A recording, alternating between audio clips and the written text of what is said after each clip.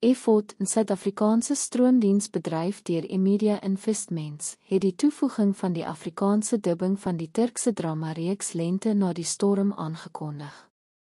Gebaseer op die Suid-Koreaanse reeks Dr. Cha, sal dit vanaf 21 Oktober op Effort beskikbaar wees. Samevatting van Lente na die Storm.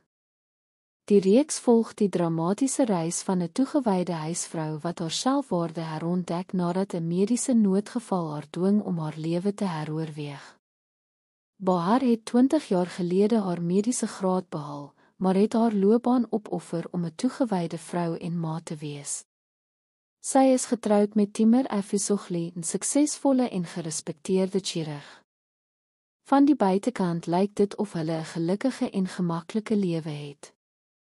Bahar se wêreld word gebroke wanneer sy skielik in mekaar stort en 'n ernstige lewersiekte gediagnoseer word.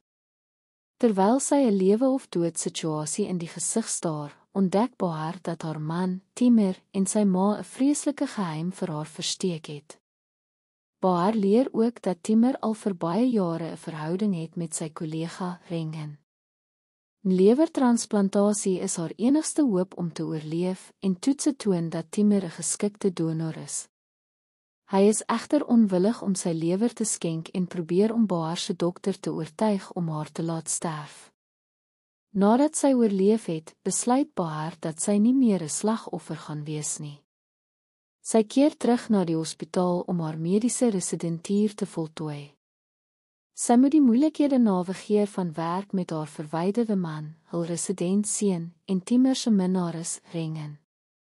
Die rolverdeling sluit met Afger in as Bahar Bisdin Biragolsoy as Efren Elken, Mehmet Almas Ak as Timur Efizoglu, Ekem Khkaya as Rengen Walate, Hatita Aslan as Nefra Efizoglu en Hatitse Aslan as Nefra Efizoglu.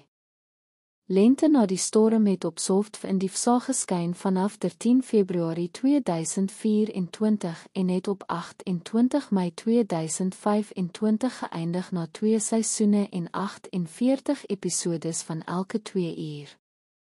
Die eerste 7 episodes sal na verwagting vanaf 21 Oktober op Effort beskikbaar wees en maak deel uit van die 2026-7 inhoudsplan vir Eftra.